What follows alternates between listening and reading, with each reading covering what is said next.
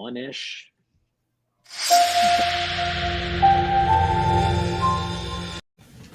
Hi, everybody. Welcome back to another edition of vctv with your host, Kyle Ellicott. We're having a little problems backstage. Apologies for the technical difficulties and late start, but nonetheless, we're here and ready to have fun and talk about what's happening around the next generation of gaming and metaverses, or the metaverse as we know it. In terms of gaming, we're seeing a lot of activity and a lot of funding focused around next generation of gaming when it comes to play to earn and financial mechanisms coming into games, when it comes to NFTs and in-game or out-of-game assets and the transfer between, or some exciting acquisitions that we've seen Nike, Adidas, and many others make in the space, including new venture funds like that of Gala Games and $100 million with C2 Ventures just announced earlier today, along with a few other venture funds that may or may not have recently launched as well that we might hear about here shortly, and joined by some outstanding guests of the vctv family today to share their thoughts and insights with each of you on what's happening in this space. I'm your host, Kyle Ellicott. Big thank you to the Token team and to Hasmic for making today's episode possible. Let's go ahead and introduce our guests. Helga, welcome back today. I'm going to have you kick us off with a little intro and background. Oh, yes. Hi, I'm Helga Valfas from Crowberry Capital. We're a Nordic-based fund, and as you know, there's some great gaming companies in the Nordics.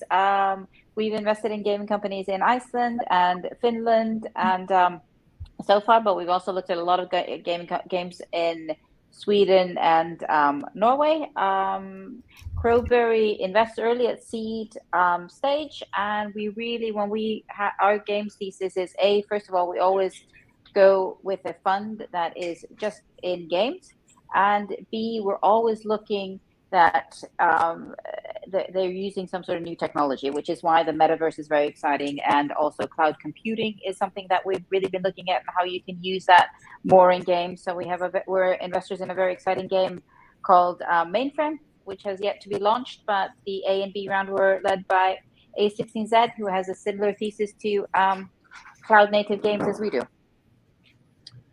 Awesome. Rock on. Looking forward to talking a little bit about that new technology. You mentioned cloud computing, also edge computing. We're seeing a lot of activity and interest in around the future of VR and AR. We've been promised virtual reality for many years, and this vision of entertainment has pictured or painted for us as well. So very excited to hear more on your thoughts. Gary, welcome back. Grandmaster of Artificial Intelligence himself.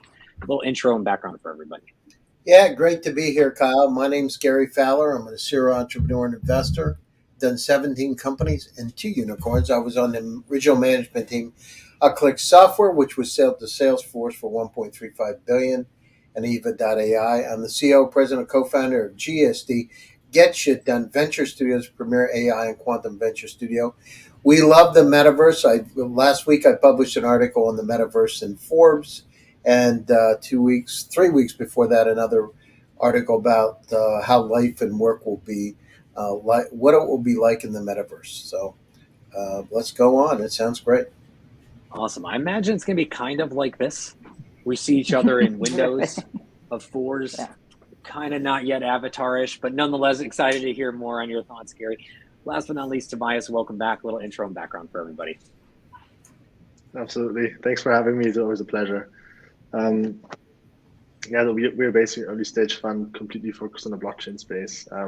We have actually invested in gaming 2.5 years ago, the first time, in a company called Splinterlands, which is now together with Axie Infinity, one of the leading players globally. Since then, we backed numerous gaming companies, both more on a AAA side, but also some are more in a sort of card area and a bit more towards personalizing metaverse, and also recently a game in a petaverse, which is an interesting gameplay if you're into docs. Happy to share a bit more later. All right, Tobias, you can't just throw out a brand new term like that and just end and turn it over to someone else. Tell us a little bit more about the petaverse and what that all means as we start to unravel this picture of the next generation of gaming. Absolutely. That's actually a really, really cool company. They're based out of Paris, out of France, actually.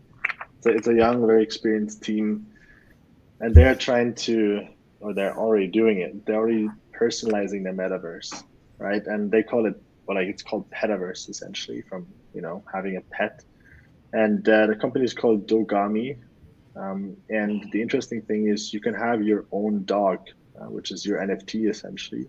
There's an augmented reality component on top of that, which means that you can essentially play with your dog, and you can teach them 16 different tricks. And then also, you can train the dog, which kind of like makes your NFT more personal and sort of builds that whole personal metaverse in a sense, which I think will be very interesting moving forward. And of course, there's a play to earn feature on top of that as well with a token. So I think this is very exciting and very, very innovative in a way. And 16 different tricks, not 15, not 17, not 20, 16, ladies and gentlemen. Yeah, they're launching 16, I guess. Obviously, will be more in the future. All right, excited to get and pick up our pets here very soon. Helge, take us a little bit back here in time. I mean, the next generation of gaming has continually evolved over the past 10 years aggressively. You talked about cloud computing. I mentioned edge. We're getting into metaverses. Paint us a picture of what you've been seeing in the Nordics around the evolution of gaming over the past few years to lead us to today's conversation. Yeah, I think we've been seeing a lot. I mean, clearly, the big games hub in the Nordics is Finland. So I think Finland, were sort of leaders in mobile gaming, and I think the teams that sort of built all the great mobile games in Finland, like Supercell and Rovio and stuff like that, they have gone on to do more and more extreme things. And as I said, our closest experience is Mainframe, which will be the first MMO. Just complete, and it's called the mainframe because the new mainframe is the cloud. So that's the first MMO or massive multiplayer online game that is completely cloud native. Huge game, and it's which will be very exciting when it's launched. Big team building it, but it's a team of very experienced game developers that really want to build the next gen games, and that also means that I say cloud computing, but clearly it's edge computing and 5G and everything is going to impact that, so you can play a complex game on your mobile or on your desktop or on your laptop, and you don't need a really sort of high performance gaming PC to play it. So I think that will change accessibility to complex games for a lot of people.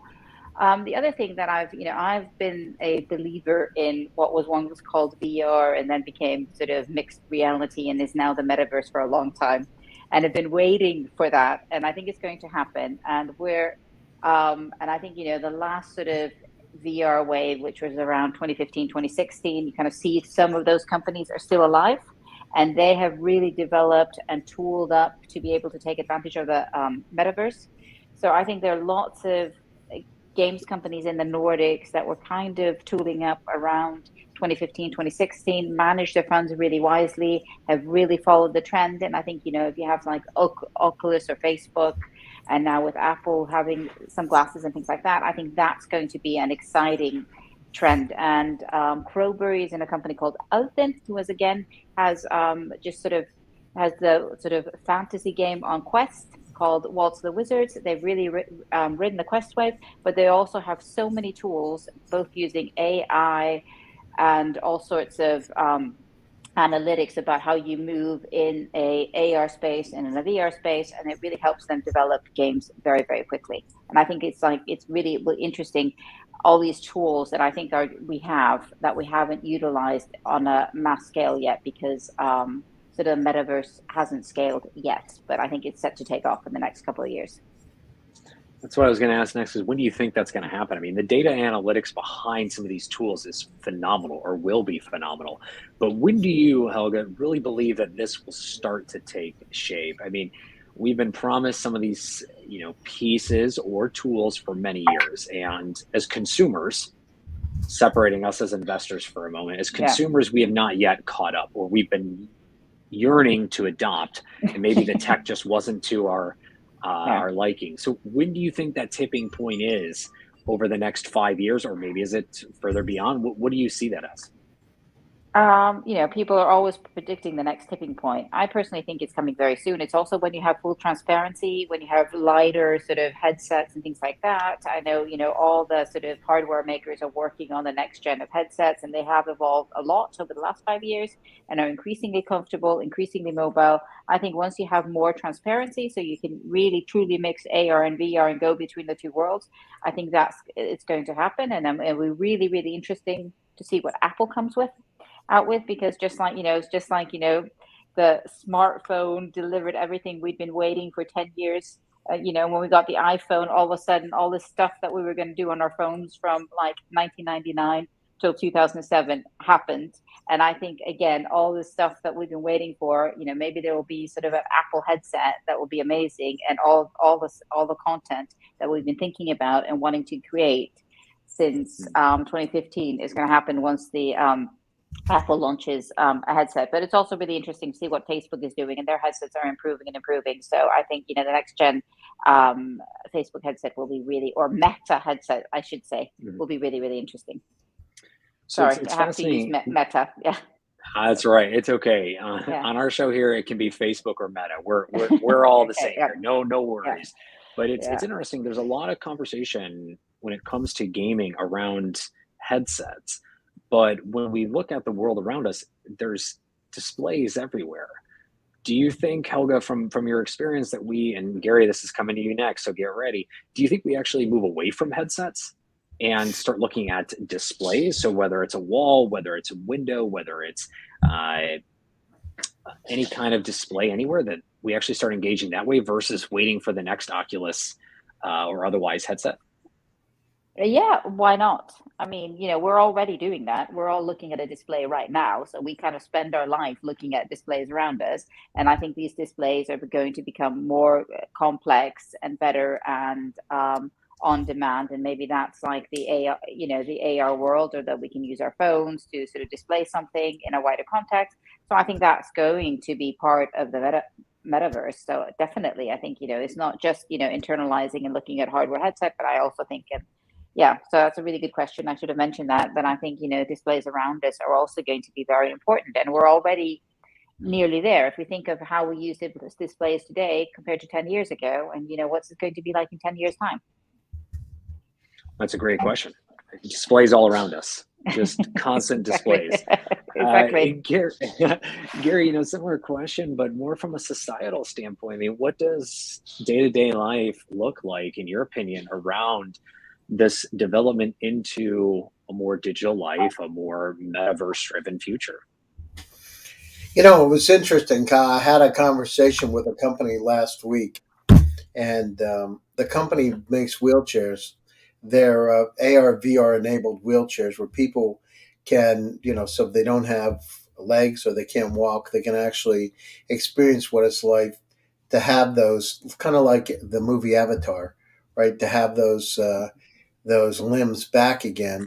So how's it going to impact us? How is it going to change our lives? I mean, everything's going to change in this hybrid world. I've just written 2 articles in Forbes, one about our work and life in the metaverse, and also looking about how to create a unicorn in the metaverse. So what we have in front of us is, it's going to be a hybrid existence for us. I mean, we started to make that journey a couple of years ago, Kyle, when we started on vctv and Zoom, and we all started to make this digital transformation. But now we understand there are incredible things that we can do and experience in the metaverse, in this new reality. And, yesterday somebody asked me a question. It was very interesting. And they asked me a question about what is real.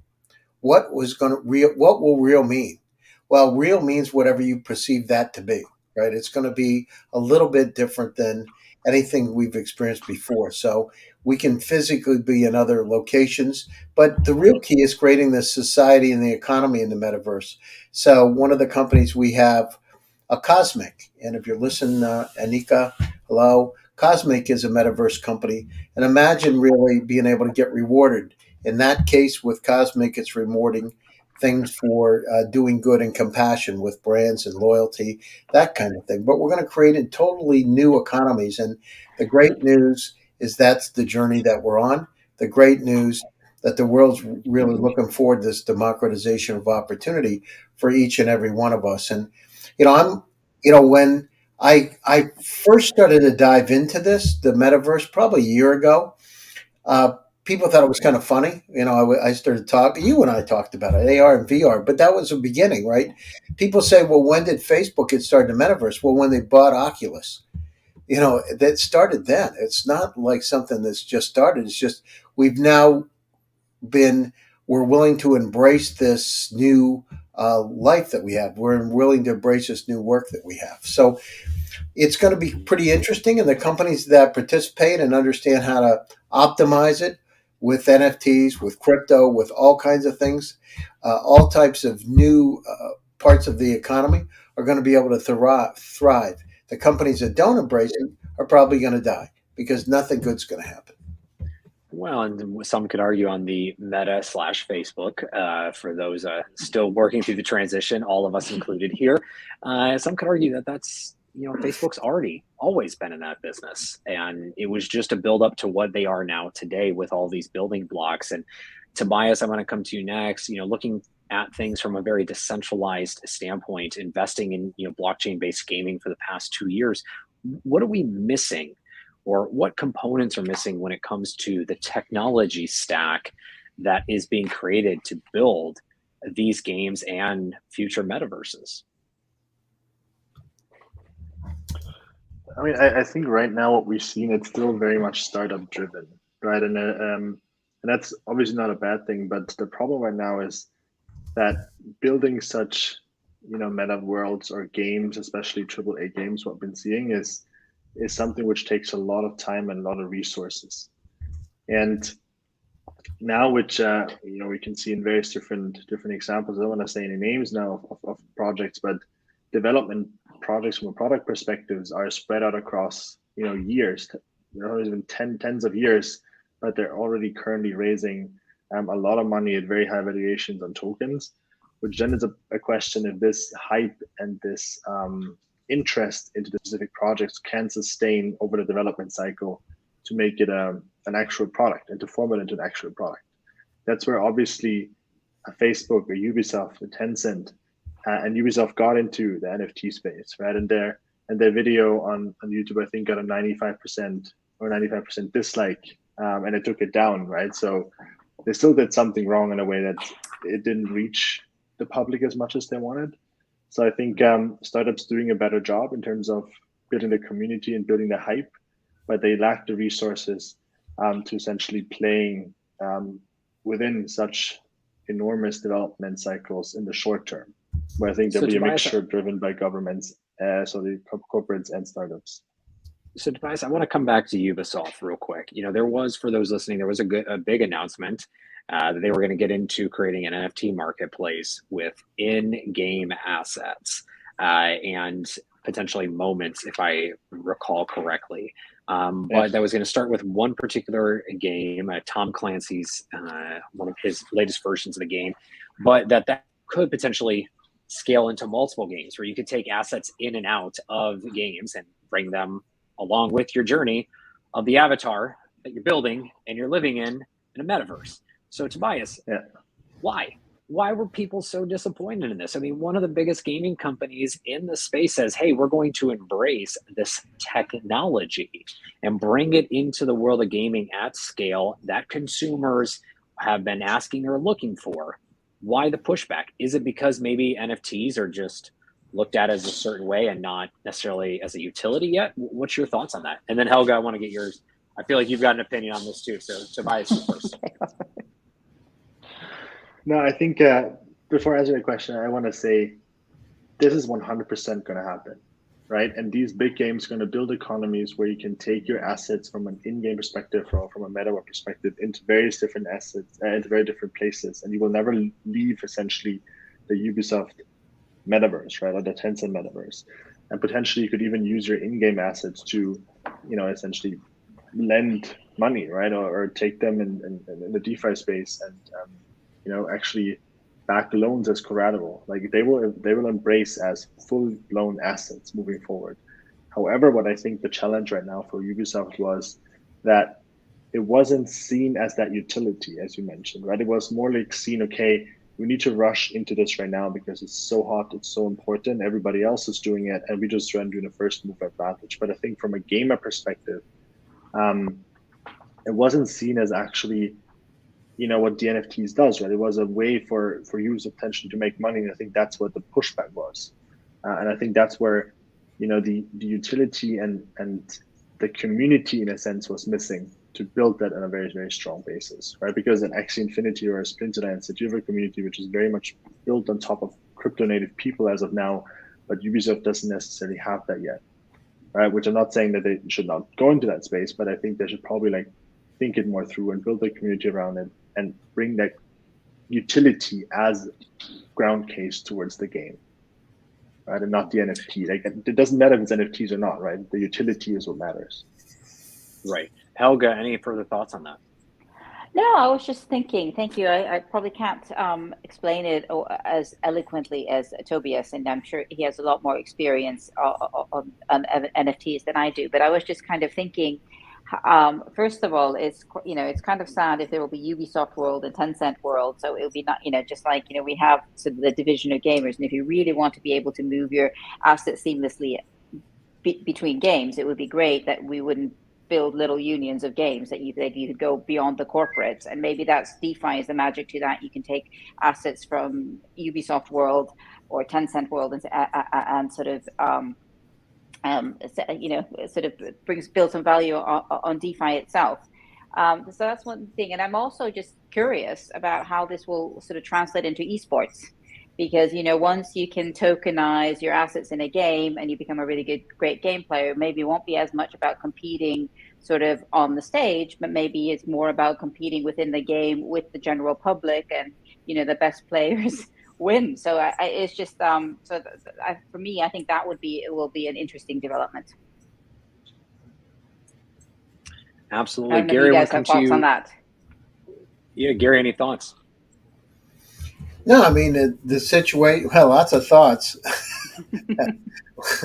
But no, I was just thinking, I mean, it's just, everything we're talking about is how this is coming together and becoming a real world, right? We're blending the worlds together, and it becomes real. And when you start to put money inside of that world and an economy inside of that world, things start to transact and things change. And that's what's happening today. So whether it's a game that's being rewarded with crypto, or it's NFTs, it's becoming real. And it's interesting to see the evolution take place, because it happened a lot faster than I thought it would happen. And it's just because there's so many different of the NFTs, the blockchain, the AR and VR, it's all coming together at one time. And, as the Germans say, the Gestalt, the sum of the parts equal the whole. That's where we are today. It's starting to come. And Gary, with that being said, as we come to close here, any further thoughts or advice for those building in this next world of the metaverses, and where can everyone find you online to talk further? Yes, sure. I mean, this is a great time in humanity. It's really the democratization of opportunity, and it's given people that really haven't had a chance. It's given societies that weren't able to compete and to become part of it. It's given us a chance to do some compassion and to bring love out. We're doing a metaverse project that talks about love and compassion, how we can really reward it. So it's a great opportunity for each and every one of you. Check my latest article out. It's Innovating in the Metaverse. It was in Forbes last week. My name's Gary Fowler. You can reach me on LinkedIn or Twitter or GSD, Gary at GSD.com, GSDVS.com. I'd be happy to speak to you. Go out there and get them, and get involved before it's too late, because it's a great opportunity for each and every one of us. Thank you. Absolutely. Thank you, Gary. Helga, closing thoughts, and where can everyone find you online? Yes, very easy to find me online. It's Helga at crowberrycapital.com. And if you go to crowberrycapital.com, I also have my email and my phone number there. I think, closing thoughts is I sort of really just want to second what Gary said. It's really, really exciting times. I think, innovation can happen anywhere. And now, like that, we're all decentralized. We can build things from wherever we are. And I think that's just going to accelerate now in the future. So I think it's the democratization of opportunity. Doesn't matter sort of where you're from, what gender or anything. And if you have a good idea, you can find funding and you can build it. And I'm just really excited for the next 5 to 10 years. I think we all are. And Tobias, close us out. Closing thoughts, and where can you be found online? Yeah. I think this is a tremendous opportunity, to be honest, and I think it's gonna change a lot of different industries as we've seen it. I think the key point is actually going away from all these buzzwords and going away from what an NFT essentially is, and going back to the utility and the actual use case of technology, because that's where we need to go in order to get mass adoption. That's where we need to go in order to make it interesting for the majority of people to get involved. We need to break down user interface and make it much easier to connect and to get engaged. But in the end, it will enable incredible revenue streams, digital fashion. We talked about gaming, we talked about the metaverse, we talked about social mining, we talked about getting engaged, getting rewarded for being active. And that's been, sort of on a global scale without many boundaries. So I think now is the time to get involved, to understand it, to like do small things on your own. And of course, for all VCs out there, before you invest in something, like try it out, understand it, have a MetaMask, buy some land, do all that to fully understand what you're doing and how powerful this whole tool will be. And the same thing is for entrepreneurs. Think big, and you can reach me on LinkedIn. You can reach me on my emails, toby@blockchainff.com, and same thing on Twitter as well. Awesome. As everyone said, go play the game, enjoy it, have some fun, buy some virtual land, and jump into the metaverse. But more importantly, get your pet. Do not forget to get your metaverse pet, as well. Get your pet, everybody. All right. Launching in February. All jokes aside, definitely check out the company, everybody. And please do reach out if you haven't already to Helga, to Tobias, to Gary, and myself. If you're building anything in these industries, we'd love to hear more. But do add context when you reach out, where you heard us, where you met us, what you'd like to continue the conversation about. That being said, I'm your host today, Kyle Ellicott. We are all looking forward to speaking with you soon. Big thank you to the Token team and to Hasmic for making today's episode possible. Until tomorrow, take care, everybody. Have a great day. Bye-bye.